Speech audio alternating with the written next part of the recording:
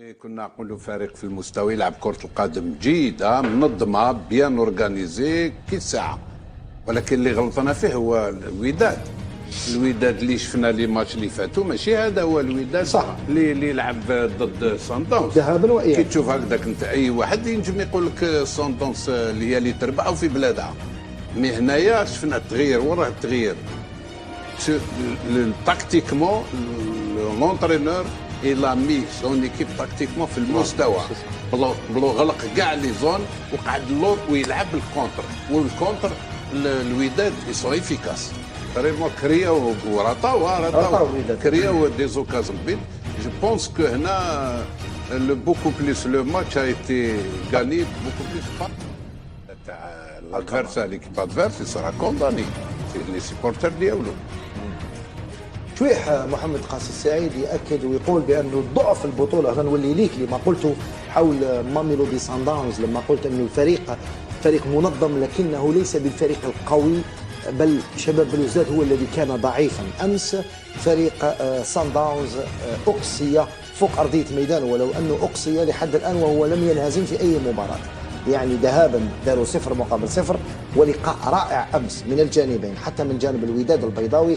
انا شخصيا فاجأني الوداد في المباريات السابقه وقلتها، ويعني ناكد بانني قلت بان الوداد لن يصل للنهائي، لكن امس ادى مباراه بطوليه صراحه وكان في المستوى المطلوب، وعاد بالتاهل من بريتوريا من جنوب افريقيا، رغم انه لا بوسيسيون كتشوف لا بوسيسيون بال وعدد الفرص الهائله اللي ضيعها فريق سان داونز، ولكن الوداد ما يوش من السهل انك تعود بتاهل رائع من جنوب افريقيا لمواجهه النهائي الاخر. كان الفريق النادي اللي راح يواجهه هو الاهلي المصري بعدما فاز ذهابا وايابا امام اضعف فريق في الربع في النصف النهائي، هذا هو الترجي الرياضي التونسي. ما كانش اضعف قبل المقابله هذه. الترجي التونسي كان فريق محترم. نعم، مع شبيبه القبائل لم يظهر الكثير لولا هذوك النيران شفناها امام شباب بلوزداد، فاز عليه بواحد مقابل 0 هنا في 5 جويلية. ما كانش اضعف. حتى الوداد انهزم امام شبيبه القبائل في 5 جويلية. انهزم امام الوداد وتلقى الهدف الوحيد في سجلوا سويات قبل 8 دقائق قبل من نهايه المقابله، ولكن في 8 دقائق اللي بقاو شفنا الوداد وجه اخر تاع الوداد كان قادر يسجل علينا 3 اهداف او 4 اهداف. لكن هل توافقني بان الوداد اللي شفناه في دوري المجموعات ليس الوداد اللي شفناه امس؟ شوف رضوان، انا نهار قلت لك على الاهلي لما خسر 5-2 مع سان داونز، كنت نقول لك الاهلي خرج من منافسه كاس العالم للانديه، كان فريق كان تعبان. وزيد هذاك الوقت عارف بلي رضوان اليوم لاتفورم تاع اليوم ما راحش تكون غدوه هي رمان، ربما تتغير، يا تطيح يا تزيد. تكون عندك مستوى فريق مستوى يبقى عنده مستوى. لا كاين وقت الضعف ديالك رضوان. الاهلي يجوز الوقت الضعف ديالو. على كل حال راح يشوفوا نفس النهائي تاع العام الموسم اللي فات بين الاهلي والوداد.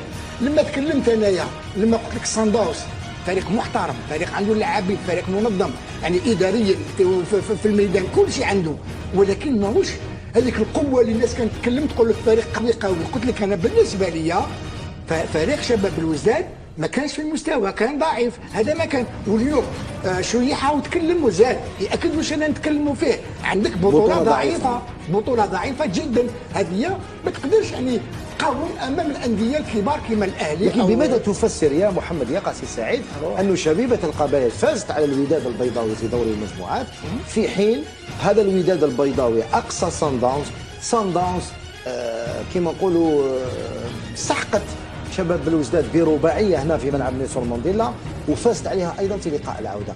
هذا ما نقولوش تناقض، ولكن هذا الشيء يظهر ربما بانه كاين تذبذب في النتائج عند الجميع. وحتى مقابله ما تشبه مقابله رضوان. مقابله شبيبه القبائل مع الوداد وين يعني الشبيبه شدت حتى الدقيقه 80 وسجلت هدف، ولكن كما قلت لك ال10 دقائق الاخرين اللي بقاو شبيبه القبائل عانت. وزيد حتى المقابله ما تشبه الاخرى.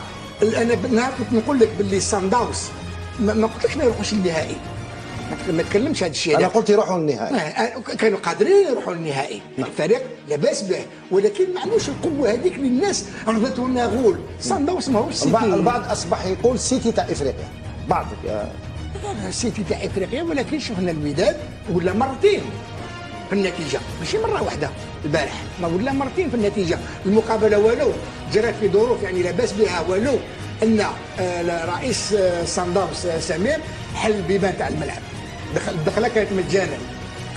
وهذا كل الجمهور ما كانش معمر، يعني ما كانش هذاك واش الجمهور عندهم، هذاك واش عندهم، وزيد الظروف اللي يلعبوا فيها، يعني الطقس كان لاباس به 19 درجه، وزيد الساعه الثانيه ماشي شويه كانت، ولكن يبقى الوداد من اقوى فرق في افريقيا. راح يظهر هذا بوصوله للنهائي، وداد الامه كما يسمى. رضوان كاين ثاني تذكر هنا راجل في كره القدم حتى مباراه ما تشبه وي انا معاك، ولكن كيكون عندك انا فريق. اظن ان التفاعل تاع المدرب شباب الوزداد، التفاعل تاع المدرب الجديد تاع وداد البيضاوي، هما اونتر جابوا انا نوطينا شافوا مدرب ما يصلحش للحاوه جابوا مدرب. صنع ريان افوار. شوف كيفاش الوداد كيفاش لعبوا، كيفاش نقصوا الضغط au premier mi-temps، شدوا قريب صن داونز، ils ont pu canaliser cette équipe، وبعد ردوا الند للند، كملوا كما قلت انت البيت الدوبلي il compte pas il compte تكاليفيو.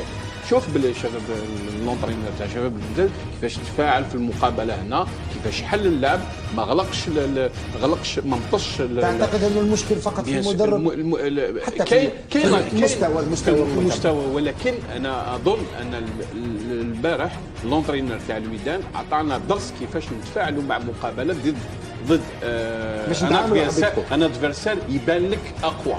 احنا كان على بالنا باسكو اون ايتودي صن داونز، اون سافي الكاليبر النيفو دو صن داونز، مي التفاعل تاع الكوفي في هذيك النهار، هذاك النهار وكنا قلناها باللي ما عرفناش لعبنا كي اللي لعبنا مقابله نورمال يدي لا بروميير مي طون ايتي سورتي. علي بن شيخ، هل فاجأك اقصاء صن داونز؟ هل هذا الفريق والله ما نقولش اون سور استيميل صن داونز، كنا نشوفوا فيه هذاك الفريق الذي لا يهزم، كنا رشحناه باش هو يفوز برابطه الابطال. علاش؟ بالنظر لما شاهدنا انا شباب الوزداد، المستوى تاعو في كل مره، وخاصه انه فاز امام الاهلي المصري بخماسيه، فاز على الاهلي في دوري المجموعات 5-1. قلنا بالك مباريات حتكون بور لا فورم شكليه، لكن امس رغم لا بوزيسيون اللي تجاوزت 61% نو 66%، الا انه الوداد البيضاوي يديفونديو مليح، يلعبوا الهجومات المعاكسه بطريقه رائعه. هل غلط او غلطنا في الوداد لما قلنا بانه هو بعبع افريقيا؟ لا الوداد ما غلطناش فيه. لا صن داونز كيف ميم صن داونز ما غلطناش فيه، اللي كنا نقولوا فريق في المستوى يلعب كرة القدم جيدة منظمة بيان اورغانيزي كل ساعة، ولكن اللي غلطنا فيه هو الوداد اللي شفنا لي ماتش اللي فاتوا ماشي هذا هو الوداد صح اللي يلعب ضد صن داونز. ذهابا وايابا كي تشوف هكذاك انت اي واحد ينجم يقول لك صن داونز اللي هي اللي تربح وفي بلادها، مي هنايا شفنا التغيير وراه التغيير تاكتيكمون لونترينور